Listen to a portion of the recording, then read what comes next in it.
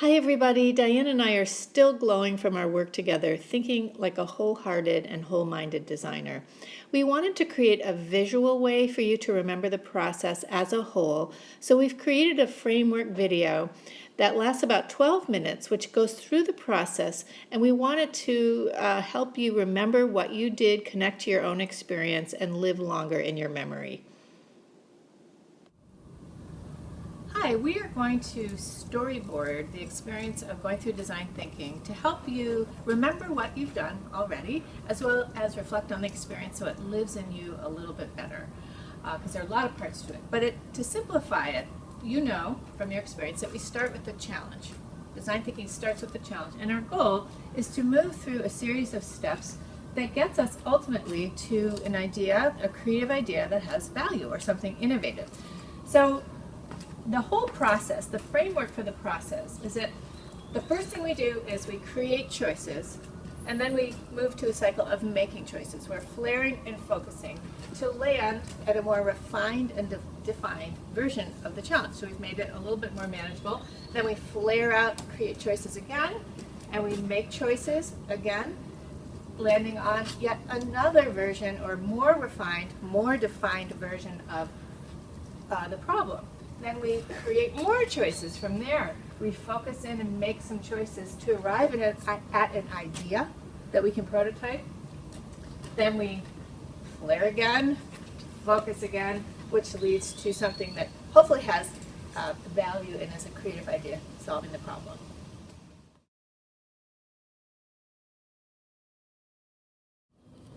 Okay, so we have our little friends here, a little bit of humor and play to help us be on the journey with us together. So we have a challenge. It can be a puzzle, like how do I organize my paper clips, to a wicked problem, design a way to stop global warming. So our little guy's going to say, oh no, what do we do? And this little guy's trying to run away. He's stuck on the page, okay. He's trying to run away, but we're not going to run away. We are going to engage in the first step of design thinking, which is called discovery. And we have our little captain whole mind designer to help us remember what we're doing. So discovery, as you're going to remember, is where we are trying to understand our user. It's a place of feeling. And we went through some activities. We didn't do surveys, but you can. Interviews, expeditions, and research.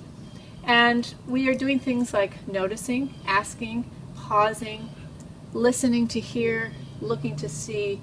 We're caring, we're empathizing, we're observing, we're wondering, we're curious, we're really seeking, and none of that is with judgment. So after we do that, we have our little friends here who are just swelling with empathy. Right there, okay?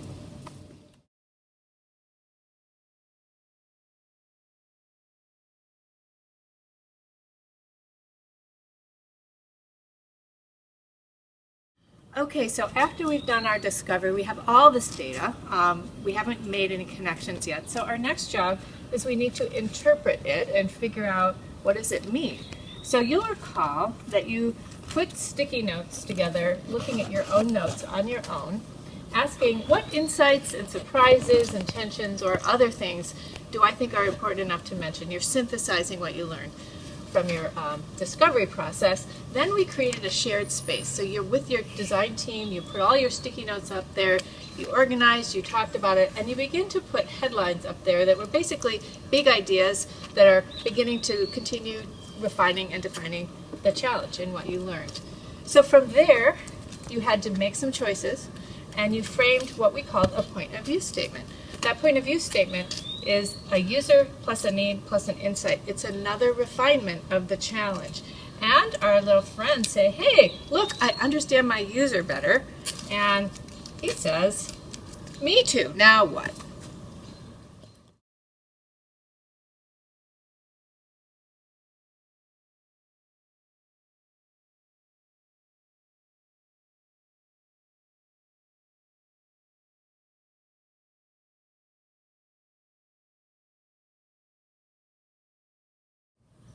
Okay, we've done our discovery and we've done our interpretation, and now we have a point of view statement that reflects our understanding of who we're designing for, the person behind the design, the user, the need, the insight. And our little guys are, hey, look, I understand our user better.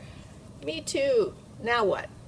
Well, we're going to gather some new energy. We're going to flare out again, thinking about our point of view statement, and we're going to begin a process of not brainstorming, brain swarming. So that begins on the top sheet where we generate ideas on our own. We're just brain swarming around our own thinking.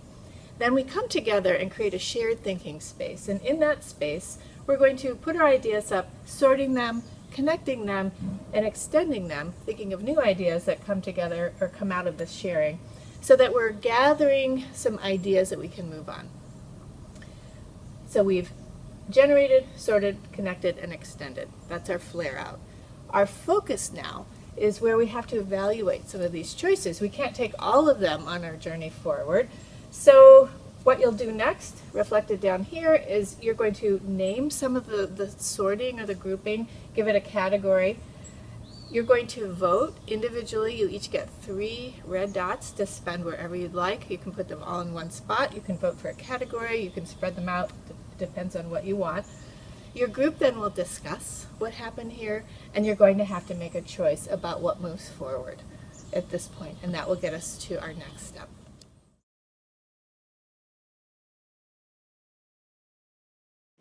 The next step in ideation is to take all these ideas and the focus that we got from generating around the point of view statement to create a how might we statement. And this is a statement that further defines and refines how we can move forward as designers with a much better sense of our user and what the needs are that we need to design for. The how might we statement also reflects the fact that we've had to make choices along the way because we can't do everything as designers. We need to make choices.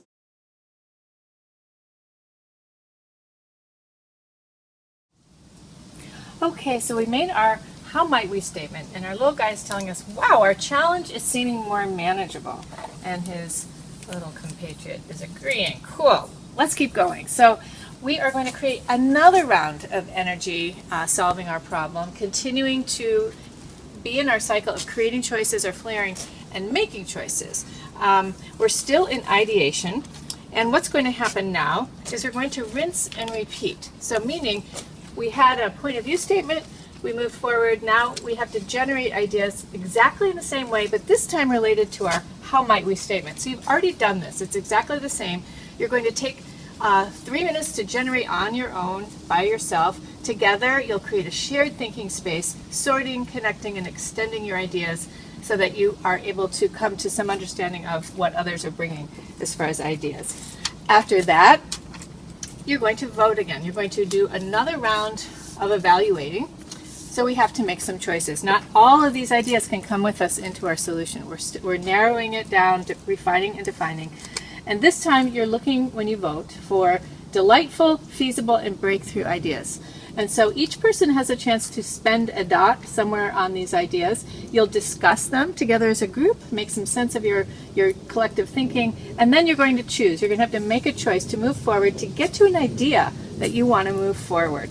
And these little guys are happy because they've done this before. They're feeling like, wow, I get another chance to try something that I just learned. So this process and this one are exactly the same, just with different points of energy.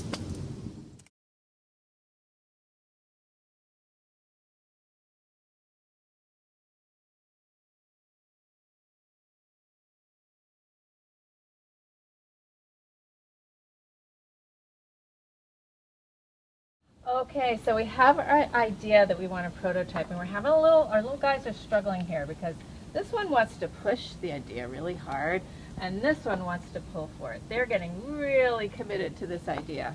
But we actually have to let it go because we are entering the stage of design thinking, which is experimental. We're trying at this point to create more choices and to make more choices that help us get to an even better solution, one that has innovation. So we have to stay really open-minded, and we're going to do something called prototype our idea.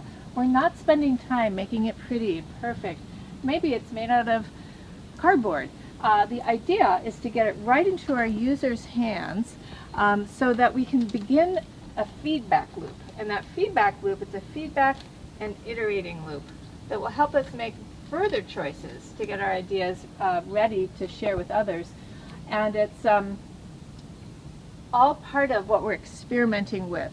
So rather than get all perfect about it, our little guys are going to use duct tape. He says, please pass the duct tape. So he's finally realizing he's got to let go and be rough and ready.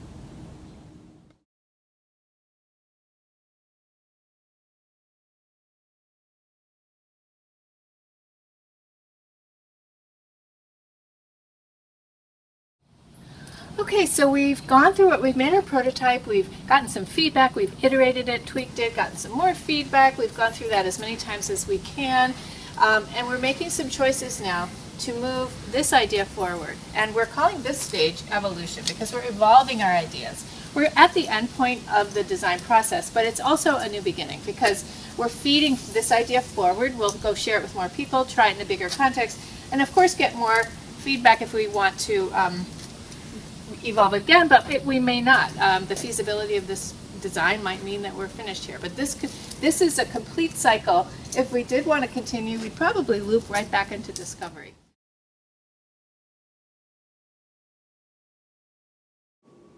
So taking a look at the journey one more time, we started with our challenge, we discovered, we learned about our user and interpreted what we learned, turning that into a point of view statement, which we flared out again by brainstorming, generating, sorting, connecting, extending, evaluating. So we got to a how might we statement that led us into another brainstorming cycle, same process, generating, sorting, connecting, extending, evaluating, ending with an idea to prototype, get into immediate feedback loop that then we evolve.